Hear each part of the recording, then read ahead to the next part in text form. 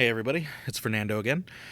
So in the last video, we did a page poem. I figured that for this poem, since it's the second video, we would go ahead and make it a performance poem. That way, right off the bat, we can see the difference between the two. That being said, the poem that I'll be reading today is Coloring Sound. The idea behind this poem was that I wanted to try and give the reader a better idea of what it's like when flashbacks hit randomly, of what it's like to sort of be thrown from one memory to the other and not really have a clear picture or grasp on what's going on. The poem, for the most part, is about my mom, but it's about this relationship with time that I've developed since starting to deal more with my PTSD. And of course, it was something that affected me before I knew that I had PTSD, but I kind of thought that it was a normal way that people experience things. That flashbacks and sort of going into these terrible, terrible memories was like a normal thing. And obviously, it's not. That's not something that's supposed to happen to anybody. So as I started working through these more and more, I realized what that relationship with time looked like and how it felt so weird compared to the way that people are supposed to perceive time.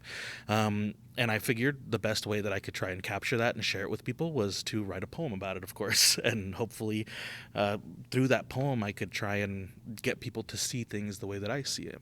And obviously, if you've experienced life this way, then you know exactly what it's like, and you know that sometimes it's pretty jarring. But for the most part, I didn't want this poem to be a bad experience. I didn't want it to feel like it was super negative. I wanted it to encompass the way that flashbacks can happen, because sometimes they're good and sometimes they're bad. Sometimes you're thrown into a memory that you really enjoyed, and sometimes you got to deal with a really bad memory. But that being said, I think once you learn how to deal with it and how to grow with it and how to be a little bit more comfortable with the things that you've experienced in the past, it becomes a little easier to control that, to come back from a memory when you're sort of sent into one randomly. But enough talk. We'll go ahead and read this poem. Mom, I see you. I'm back again. I'm here and you can see me, can't you? She picks up socks, small enough for my little feet, and she chooses a pair of pants for me to wear.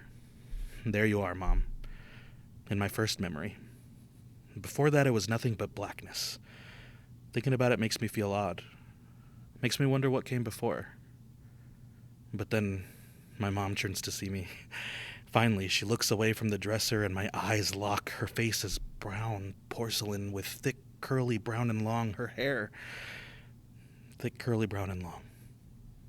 She smells like hairspray from the 90s. Her back is churned, and I'm looking at the reflection of her face, wondering how I got to her room as she layers on her lipstick and makes jokes with the Valley Girl drawl. I'm on her bed, on my stomach, kicking my feet, watching you like it was yesterday. You finish with hairspray and turn around, but you're sad. Mom has wrinkles on her face. No makeup, and her long curly hair is in a bun. She's arguing with my sister. She's behind a bulletproof window, and she's telling her I wasn't adopted. Her orange jumpsuit gestures to me, and I take the phone from my sister's hand. My eyes stuck on the phone, wondering how she'll sound. And then the reflections in the glass are gone. Mom has more wrinkles, and her hair is short. And there's hair on my arms now. And Grandma's the only one by my side. I haven't heard your voice in so long. I finally speak into the phone, but as I look up to watch her mouth move, she's gone. And the phone is a pen, and the jailhouse is my room. These words, the ever-growing wrinkles of her skin, the alcohol on her breath. I stare down at the paper, tears welling from these tired eyes. Mom, I see you. I'm back again. I'm here. Please tell me you can see me. Please tell me this glass can be broken, these memories can be changed. Please tell me you can hold me, because I can't feel you through this plastic phone. I put my pen to paper again once my tears have dried. I look up and see her there. You tell me I'm so handsome, that my beard makes me look like a man, and I cry, because I did then too. And you cry. My sisters wait in the hall. 5 years since I held that phone in my hand. Now it's your hand in mine. The concrete walls of the rehab facility hug us tight while we sob together. And then my eyes open. I pull away from your shirt, and now it's just a tissue.